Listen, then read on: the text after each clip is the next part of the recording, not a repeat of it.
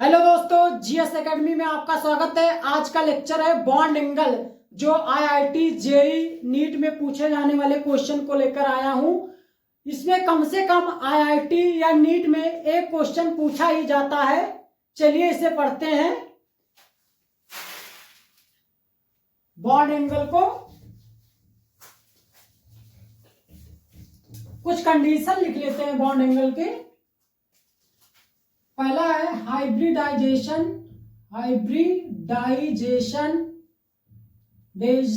Of central atom. जैसे अगर Z बराबर 2 हो, Z बराबर 3 हो, Z बराबर 4 हो, तो ये sp हो जाता है और sp2 और sp3।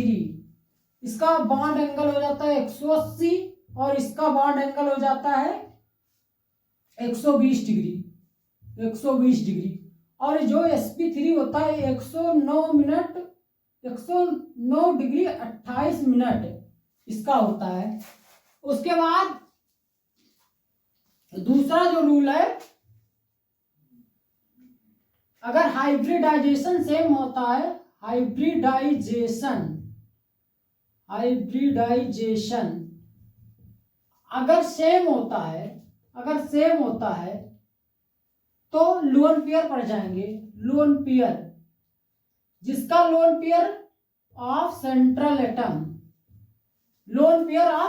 एटम जिसका ज्यादा होगा उसका बॉन्ड एंगल कम होगा। अगर हाइब्रिडाइजेशन सेम है तो लोन पेयर पड़ जाएंगे। अगर लोन पेयर जिसका ज्यादा होगा उसका बॉन्ड एंगल कम होगा। और तीसरा जो रूल है, अगर हाइब्रिडाइजेशन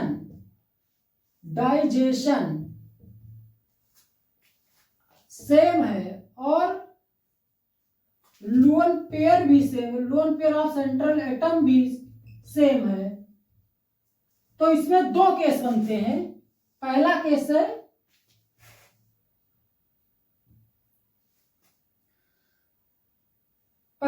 है सेंट्रल एटम।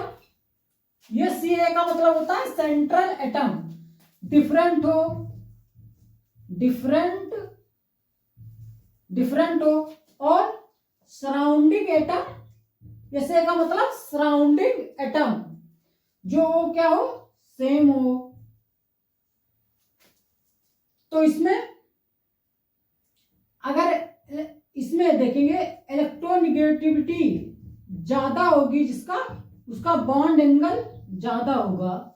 इसमें यह पहला कंडीशन है। अगर हाइब्रिडाइजेशन सेम हो और lone pair of central atom भी सेम हो, तो उसमें पहला केस बनता है सेंट्रल एटम डिफरेंट हो, उसके बाद सराउंडिंग एटम सेम हो, तो उसमें है इलेक्ट्रोनिगेटिविटी ज्यादा तो बॉन्ड एंगल भी ज्यादा। और दूसरा इसमें है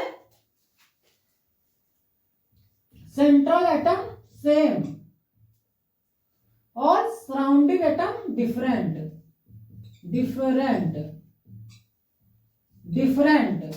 तो इसमें इलेक्ट्रोनिगेटिविटी ज्यादा होगी तो बॉन्ड एंगल कम होगा। इसका उल्टा है यहां पर। और इलेक्ट्रोनिगेटिविटी नीचे जाने पर ग्रुप में घटती है। जैसे ये ग्रुप में जाते हैं तो इलेक्ट्रोनिगेटिविटी घटती है और उसके बाद आयनाइजेशन एनर्जी भी घटती है, उसके बाद इलेक्ट्रॉन एफिनिटी भी घटती है। ये सब ग्रुप में जाने पर घटते हैं। अब हाइब्रिडाइजेशन देख लेते हैं कैसे निकाला जाएगा। तो बहुत इंपॉर्टेंट है हाइब्रिडाइजेशन निकालना।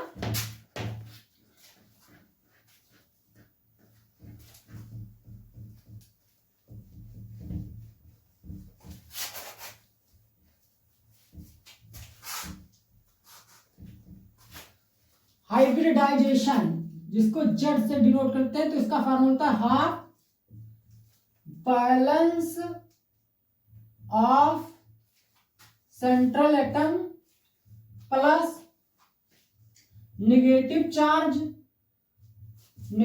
Charge minus positive charge plus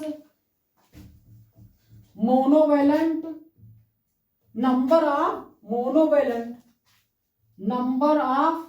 monovalent atom. Monovalent atom जैसे hydrogen, fluorine, chlorine, bromine, iodine, ये सब मोनोवैलेंट एटम है। तो ये हो गया जेड निकालने का फार्मूला, जिसे कहते हैं हाइब्रिडाइजेशन। और फार्मूलाएं, बहुत से फार्मूलाएं हैं, लेकिन मेन फार्मूला आज यही यूज करेंगे। और जेड का sigma bond plus lone pair, ये भी है। बहुत से फार्मूले हैं, लेकिन अब आज इस लेक्चर में हम यही यूज करेंगे, ये वाला।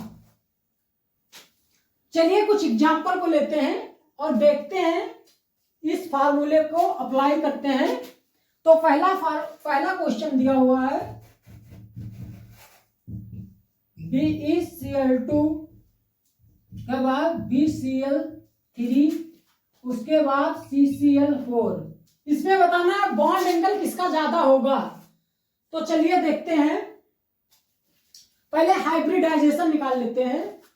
तो हाफ, और बेरिलियम के बाहरी कोष में कितने electron, 2 electron, 2 plus negative charge ना पॉजिटिव चार्ज है, और मोनोवैलेंट है, यहां पर कितने 2 है, तो 2, तो 4/2 बराबर 2।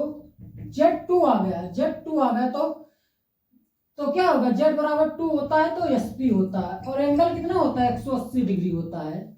और ऐसे इसका निकाल लेते हैं। हाँ, बोरान के बाहरी कोष में कितने होते हैं, 3 प्लस 3 मोनोवैलेंट एटम है, तो 6/2, 3 आ गया। Z बराबर 3, तो क्या होगा, sp2, बॉन्ड एंगल 120 डिग्री। और CCl4 का निकाल लेते हैं। कार्बन के बाहरी कोष में 4 इलेक्ट्रॉन प्लस, मोनोवैलेंट एटम कितने हैं, 4 हैं, तो 4 ऐड हो जाएगा, 8/2, 4 आ गया। तो इसका हाइब्रिडाइजेशन क्या होगा, sp3। और बॉन्ड एंगल कितना होगा, 109 डिग्री 28 मिनट होगा। तो इसमें बॉन्ड एंगल किसका ज्यादा होगा, जिसका हाइब्रिडाइजेशन sp का ज्यादा होता है बॉन्ड एंगल, उसके बाद sp2 का होता है, उसके बाद sp3। तो किसका ज्यादा होगा, sp का सबसे ज्यादा होगा, तो BCl2 का ज्यादा होगा, उसके बाद BCl3, उसके बाद CCl4। ये होगा पहला क्वेश्चन। चलिए और क्वेश्चन को लेते हैं। CH4, अमोनिया और वाटर, इसमें बताना है बॉन्ड एंगल किसका ज्यादा होगा। तो पहले हाइब्रिडाइजेशन निकाल लेते हैं, जिसे इसका निकाल लेते हैं। तो हाफ, कार्बन के बाहरी कोष में 4 इलेक्ट्रॉन, और मोनोवैलेंट एटम कितना है, 4 है, तो 8/2, तो कितना होगा, 4। तो इसका हाइब्रिडाइजेशन कितना होगा, sp3 हो गया।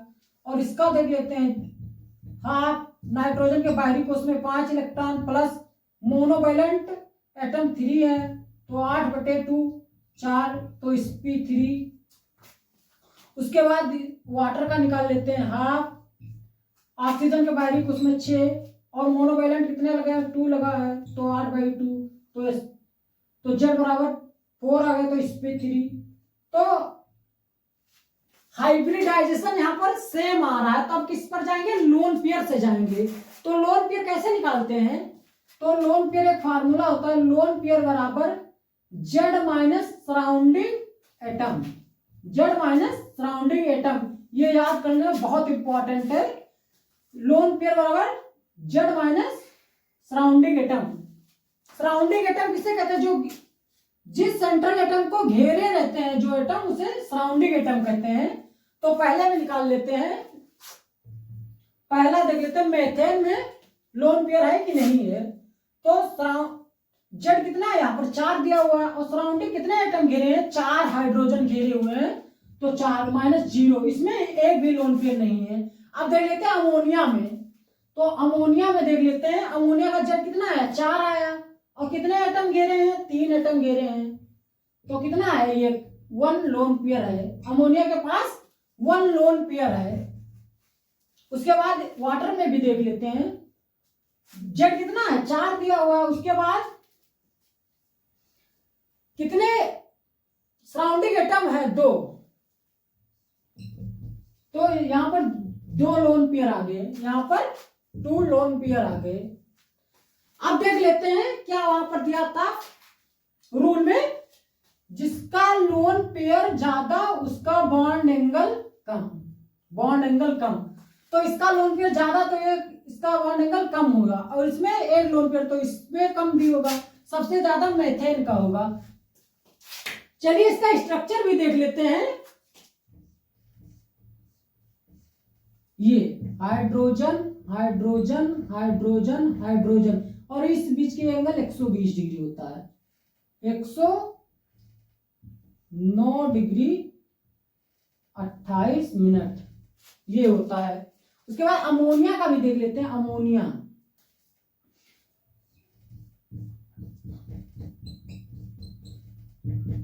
अमोनिया का, उसके बाद वाटर का देख लेते हैं। वाटर का, water rubber double lone pair.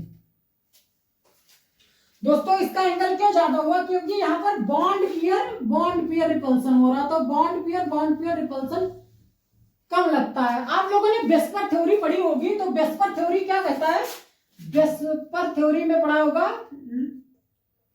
यहाँ पर लोन पियर रिपल्सन ज्यादा होता है, उसके बाद लोन पियर बॉन्ड पियर में रिपल्सन होता है, उसके बाद सबसे कम किसमें होता है, बॉन्ड पियर में।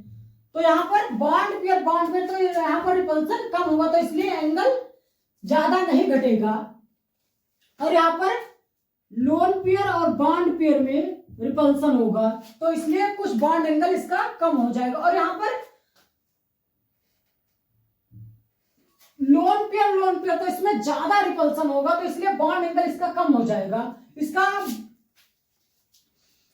इसका 109 हो जाएगा, इसके बाद इसका लमसम में लगभग 107 हो जाएगा, और इसका 105 हो जाएगा। ये लगभग जनरली बता रहे हैं, एग्जैक्टली नहीं है, तो इसका स्ट्रक्चर होगा। चलिए और क्वेश्चन लेते हैं, बहुत क्वेश्चन लेकर आए हैं, जो आज जितना कंफ्यूजन है सब दूर हो जाएगा। ये जो बॉन्ड एंगल का है,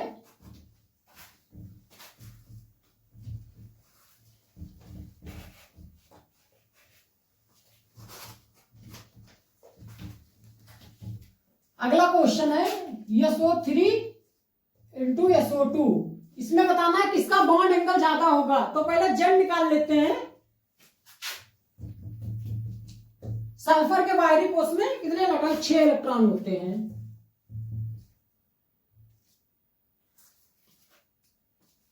और मोनोवैलेंट नहीं, एक भी एटम नहीं, तो जेड बराबर 3 आ गया, तो sp2। अब इसका निकाल लेते हैं। सल्फर के बारे में 6, एक भी मोनो एटम नहीं है, तो जेड बराबर 3 आ गया, sp2।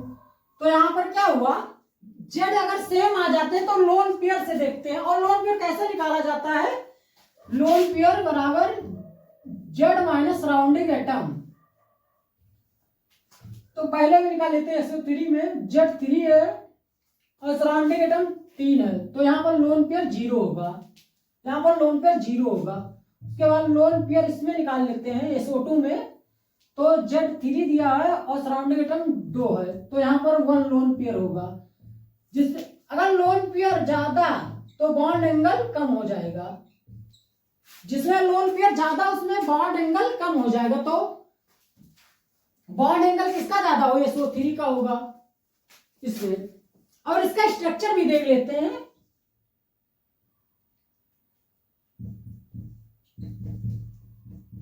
ये इसका स्ट्रक्चर हो गया SO3 का। उसके बाद इसका देख लेते हैं, SO2 का, ये हो जाएगा।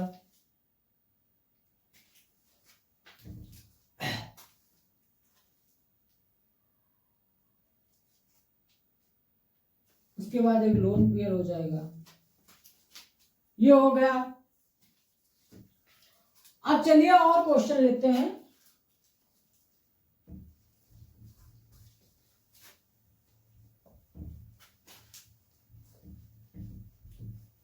अगला क्वेश्चन है, जैसे बहुत पूछा जाने वाला क्वेश्चन है, जैसे NH3 PS3 AS3 SBH3, इसमें ये दोस्तों PYQ भी है नीट का, तो इसमें बताना है बॉन्ड एंगल किसका ज्यादा होगा। तो चलिए, अगर ग्रुप में आते तो इसका लोन पेयर भी सेम होगा और जेड भी सेम होगा। अगर ग्रुप में आते हैं सीधा सीधा, ये कौन सा ग्रुप है, ये 15वां ग्रुप है। क्या है, नाना पाटेकर ऑस्ट्रेलिया सब्जी बेचे, ये 15वां है। तो इसमें लोन पेयर भी सेम होंगे और हाइब्रिडाइजेशन भी सेम होगा। तो इसमें क्या जाएंगे, एक इसमें जाएंगे सेंट्रल एटम डिफरेंट हो, तो सेंट्रल एटम डिफरेंट हो, वहां पर लिखा हुआ है उसमें रूल में, सेंट्रल एटम डिफरेंट हो और सराउंडिंग एटम सेम हो। तो इसका क्या रूल होता है, इलेक्ट्रोनेगेटिविटी ज्यादा तो बॉन्ड एंगल भी ज्यादा। तो देख लेते हैं इलेक्ट्रोनेगेटिविटी किसकी ज्यादा है, तो उसका बॉन्ड एंगल भी ज्यादा होगा। इलेक्ट्रोनेगेटिविटी हमने बताया था कि नीचे जाने पर घटती है ग्रुप में, और पीरियड में जाएंगे तो इलेक्ट्रोनेगेटिविटी बढ़ती है। तो नीचे जा रहे हैं तो इलेक्ट्रोनेगेटिविटी घटती है, तो बॉन्ड एंगल भी घटेगा। तो इसलिए इसका क्रम क्या हो जाएगा, ये हो जाएगा बॉन्ड एंगल का। और ये क्वेश्चन है, एक क्वेश्चन और है, इसमें ये है BeCl2 BeBbr2 BeBbr2, इसमें बताना किसका बॉन्ड एंगल ज्यादा होगा। तो इसमें देख लेते हैं,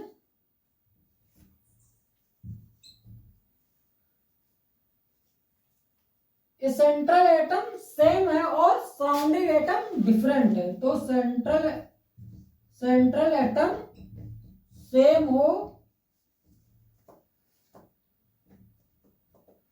सेंट्रल एटम सेम हो और सराउंडिंग एटम डिफरेंट हो।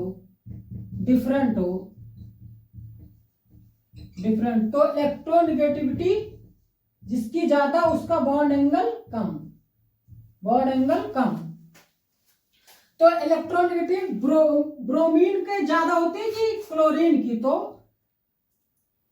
नीचे जाने पर इलेक्ट्रोनेगेटिविटी घटती है। तो एक ये पीरियड में फिर कल बाहर आई आंटी, ये होगा